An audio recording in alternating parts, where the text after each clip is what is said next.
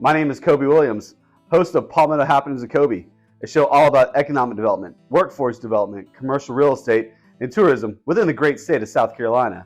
Today, my guest is Dr. Robert Salvino of Coastal Carolina University. How are you doing today, sir? I'm doing fantastic, Cobi. Thank you very much. Absolutely. Well, tell everyone about yourself. Okay, I'm a professor of economics here in the Waccamaw College. I also coordinate the real estate programs that we have. I am the director of the Grant Center for Real Estate and Economics, and I've been the research economist since I think around 2011. So, get out in the region and speak to groups and learn as much as I can for the groups from an economic and analytical perspective. So tell us about the Grant Center a little bit. Can you dive in a little bit more about that? Absolutely. So in 2016, our first real estate program came on in catalog at the university. Mr. Tony Grant and his wife gave money to start a center for real estate. And so we were enthusiastic to develop the center and put it together with so much what was going on in the college already and the region. And the biggest part of what that was interacting and engaging with the professional community for the students primarily, right? So it's a program that supports our academic programs and for the benefit of the students. Mm-hmm. And how we do that, and how I have kind of taken in the vision from Mr. Grant himself through the years, is we go out into the professional community, meet people, learn what they're doing, learn how we can help them as an academic institution, and how our students can kind of come right along with us at some point and learn as well. Meet these folks, talk to them. I think it's a strength of our program that our folks are so approachable, our supporting people are so approachable. Yeah. So our students are able to come in and really get great insight early on. Yeah, and I'm not going to try to pretend I'm going to talk in third person here because I work for the Grant Center too, but we have a great advisory board too. I like to highlight as well. I mean, they're all great leaders in the state of South Carolina. We got Michael King and Brox Pollard as president and vice president of the board, and Tony Grant's a huge person with the board. It's awesome. I love it. Well, can you talk about Coastal Carolina University's economic impact on the region? I mean, between the academics and the athletics and the alumni. It's awesome, and we're going, in the words of my boss, gangbusters on the region. Tell us about it. Yeah, so Coastal Carolina University certainly, when you think of this region, the entire Grand Strand of this corner of the state of South Carolina, from really butting up against Charleston and then going up close to Wilmington and in toward Columbia, Coastal Carolina University is at the center of that, and the university has a growth mindset. I think that's the first thing people see when they come here. As an economist, that attracted me to the entire Southeast region as somebody coming out of grad school a number of years ago. I grew up a little north in West Virginia, still a southern feel. I loved places that take the outside and make it part of the life, mm-hmm. right? Mm-hmm. And even from a building and real estate perspective, I think that's reflected in our advisory board and in the type of work that happens here. You very much want to leverage the outside strengths of the region. And here, of course, it's the coast, right? Yeah. And the coast is there. And so much of what we do, particularly from a real estate perspective, I mean, resort tourism, all of that funnels in. And Coastal Carolina very much follows that same kind of vision and mission. And it's to capitalize on the strengths of the region, both the human resource strengths, but also the endowment of nature that this place is blessed with, right? And so when students come down, and you can see them even today, it's summertime, but there's students all over getting their first taste with their families of what it's like to be a student here at Coastal Carolina. Yeah. And the growth is apparent. And I think for me, I've been here 16 years. That's what excited me from the beginning, and it's what continues to motivate me for the coming years. Yeah. Tell us about the strengths of the Waccamaw region. I'd like to hear about that. You know about this region, so tell us about it, and also maybe tie that into the strengths of the Palmetto State. Okay, so the Waccamaw region, people think about the coast first, right? But I think what's one of the greatest strengths about the region is its proximity to the other great areas around it, but it is still relatively, the quality of life is high. Mm-hmm. The affordability is higher than other places that might have so much to offer, even compared to Charleston, which is another beautiful part of this state. This region is a little more affordable, Mm-hmm. a little more approachable from a real estate perspective. Mm-hmm.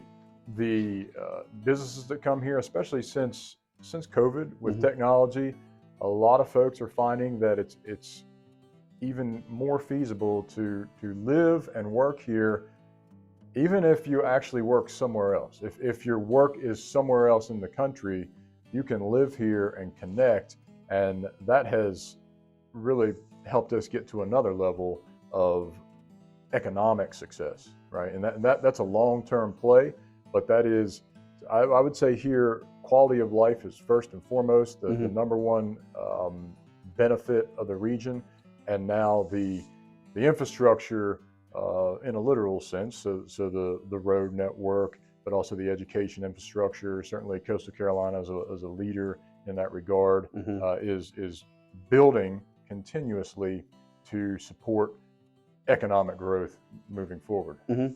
Yeah, I mean those certainly you would consider the factors, of why it makes it so attractive to do business in South Carolina and in this region and also South Carolina. What opportunities exist that are not necessarily being taken advantage of right now that you would see that if taken advantage of would actually fully unleash and harness the full potential of our region?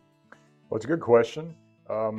Opportunities that are not taken advantage of. I think the different folks that I interact with in the professional community, those are very positive driven people, and they're working very hard to build whatever it is that they do professionally, right? And so if we focused on real estate, the professionals in the real estate industry are working hard every day and taking advantage of every opportunity. I want to focus on the students. So as an example, I think, and this is something that I heard maybe from an earlier episode of your podcast, you were talking with John Orr, who's also on our advisory board and who's down in Charleston. He was speaking about CCIM, right? And John Orr and CCIM, I met somebody through that group in North Carolina, Charlotte.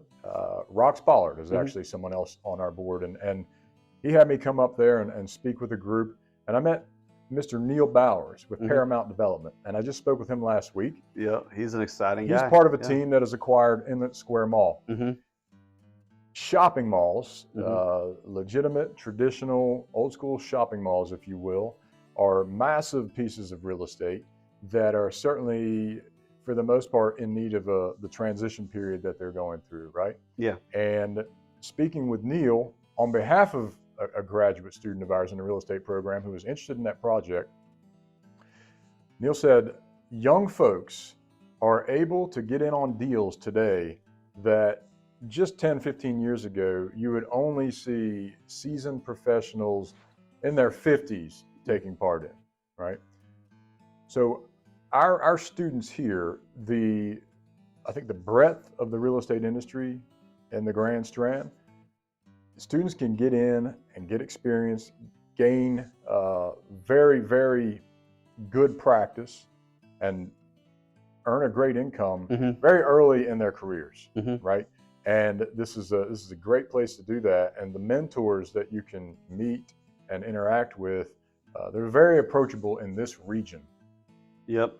I want to highlight, our the students at the school and the real estate program that we have here, the minor that we have for undergraduate students and the concentration that we have for graduate students. I mean, we have all these opportunities, for these students to get involved with, and to succeed in the real estate industry locally and also in the state level and regional level and even national level. Yeah. But right now, there's a lot of opportunities to really succeed in this area, and I think that's exciting because we are also in the fastest growing MSA in the country. I'm sure you're going to touch on that in a little bit, but we have it here at Coastal. Coastal is the exciting place to be, and that's again why I wanted to stay here after finishing up my graduate degree, because it's an exciting time to be at the school. if this is the first podcast you've seen that Cobi does with Palmetto Happenings, go back and watch some of the others, especially some of our students coming into the program. Adam Cates did an episode. He's the South Carolina president of CCIM currently, and that organization does the premier work in commercial real estate. CCIM Institute, especially. The Institute, a couple of our courses in the MBA program have course equivalency with their 2 of our courses for the 4 in total, right? But again, an approachable group that is really doing just so much to get out and be the best professionals in commercial real estate. And one thing that they also do is they welcome students to ask them questions. They come into our program all the time. So they're very approachable. Look for those folks. Ask us questions whenever you're in our classes. We would be happy to introduce you. And we do a lot of events that bring them to the students. Yeah, I mean, and talk about, our classes, we bring guest speakers in all the time. I mean, your classes, you're always bringing in people that are relevant to the commercial real estate industry and really give the students exposure on what's going on in development, economic development, commercial development, real estate development. It's really awesome. So in the concept of honoring the past while looking to the future, it's kind of a concept that's been touched on by every single person I've had on the show over the past couple weeks. And it's a theme that needs to be taken into account, because we are in a very quickly growing area.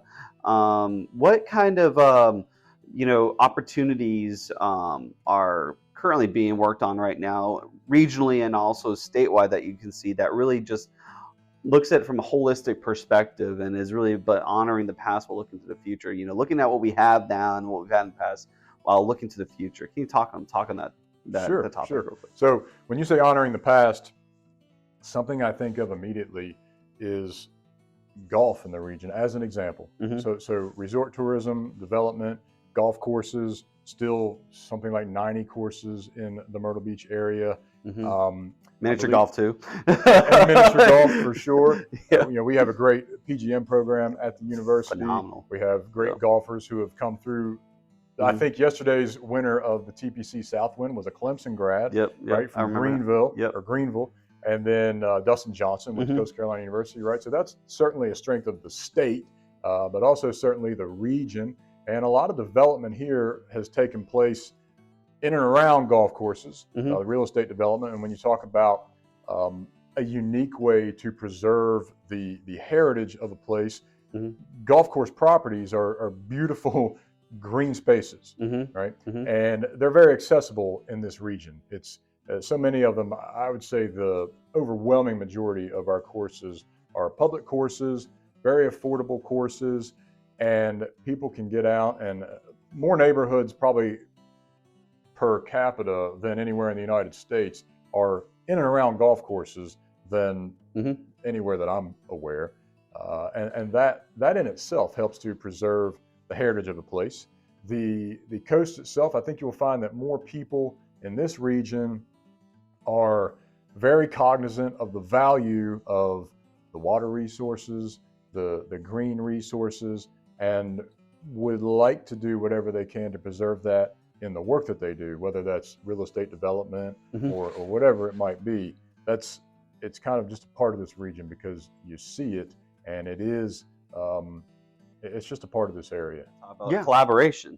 That's how that's the point of this whole podcast, is about highlighting different parts of the Palmetto State, different companies, different people, different areas, all in the idea that hopefully it creates collaboration among all of our different parties and just come together and really drive our state forward.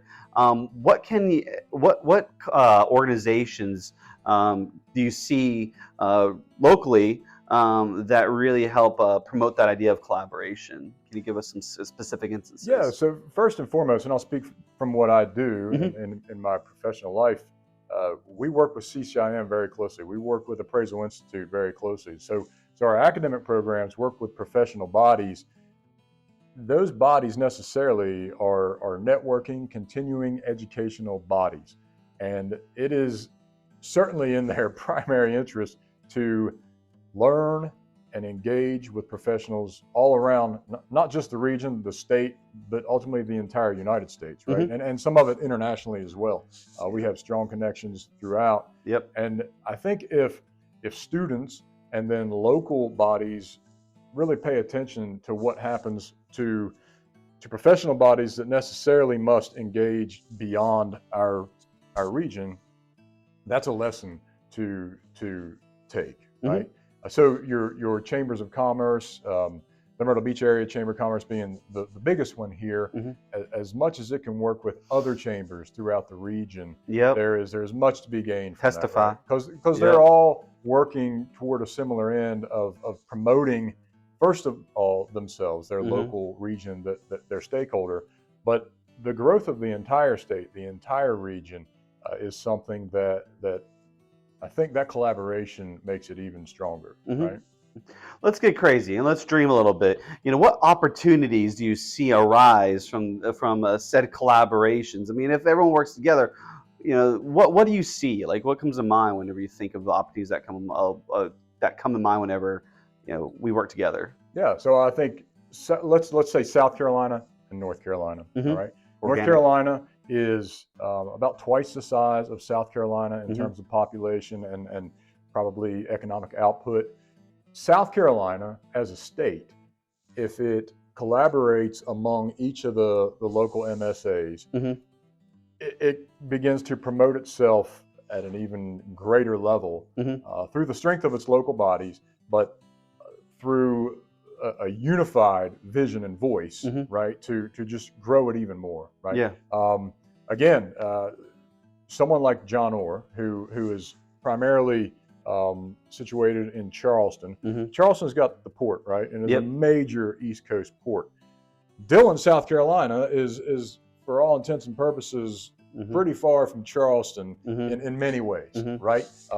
Clear across the state and very different from Charleston. Hmm. But that Different market. Yeah. inland port Hmm. is becoming a significant economic player that's helping what Charleston does, Hmm. and then it has the ability to extend the infrastructure network on up through the eastern seaboard, Yeah. and I think that's another example. And so if you just look at each piece independently, it's easy to forget. If you look at it as a whole, the strength is that much greater. And talking about the inland port, you triggered the idea on industry diversification. That's where this region wants to go. We always talk about, where the Grand Strand is wanting to go, and that's industry diversification. We don't want to be just tourism. We want to be known as everything, the Silicon Harbor of the South, from a previous episode with John. And talking about the Dillon Inland Port, I see it as a big part of that, and working with them, and then also with the people down in Charleston too. I think there's something there, and it's opportunity that really helps drive this region forward, and it also benefits the rest of South Carolina. I love it. I love it. What do you see for the economic health for the next decade for the Waccamaw region? The next decade, I think the continuing wave of migration to the area from the Northeast, the Midwest, people coming here who, early retirement, pre-retirement, and retirement, that has been happening for some time. It will continue. That fosters what I call a kind of a passive growth, Hmm. right? It just the population growing itself, such a high rate of growth Yeah. creates need for all kinds of additional services. Hmm. First and foremost, you have the healthcare outside of the academic Hmm. industry, healthcare needs. So you have more trained nurses, Hmm. nurse practitioners, physicians, and people that support that industry. That has been a big driver of growth, benefiting from the migration to this region. And I think moving forward, as people all around the country look at where they would like to be for the rest of their days, even for their children and their grandchildren, a great place to live and work, South Carolina as a state is a place that is continuing to get examined more and more closely, more seriously. And people who may not have considered it just a few years ago are starting to consider that today. Mm-hmm. So people in the region being first open to that growth, welcoming. Southern hospitality is a real thing, Mm-hmm. and it hopefully it spreads throughout everyone who moves here, Mm-hmm. right? And receives that welcome and gives back that welcome, Yep. and continues to be a place where people can move in, get comfortable fast, and just start producing as part of the community. Yeah, I love it. I love it. Do you have any immediate future events that you'd like to highlight to our viewers? So obviously the semester starts here in Mm-hmm. just a week or two, and our program, we work all year for our biggest program, the Growth Summit. Mm-hmm. Right, and the Growth Summit is generally in the middle of spring. Mm-hmm. This year we're looking at the biggest summit by far that we've Yep. ever It's had. gonna be huge. We've taken it from just 100 or 200 to 300, and now we're looking at doubling the size of that, Mm-hmm. and maybe expanding it to more than a day or so, bringing in our network beyond the local region, right? So we are very open about inviting professionals from here all the way to Greenville, certainly Charlotte, and that benefits everybody who participates in what we do. So that's first on my mind. We're going to make this as a formal invite to everybody that's watching the show. If you're interested in come speaking to our students, reach out to me, on LinkedIn, or reach out to Rob on LinkedIn, and we'll make sure that you can come speak to the students. I mean, we want expertise from all over the spectrum of real estate and economic development to really just embarking on our students. We do have a huge freshman class coming in, so we got a lot of really good students coming. I'm excited about that. Sure. Thank you, Rob, for joining the show today. Thank you, Cobi. Yes, sir. Yes, sir. Yeah. I appreciate everyone for watching this episode of Palmetto Happenings with Cobi, presented by the Grant Center for Real Estate and Economics and Tipping Point Development. Please follow us on our YouTube channel and subscribe. And also follow the Grant Center for Real Estate and Economics on LinkedIn, and also my personal LinkedIn at Charles Cobi Williams MBA. And thank you all for watching.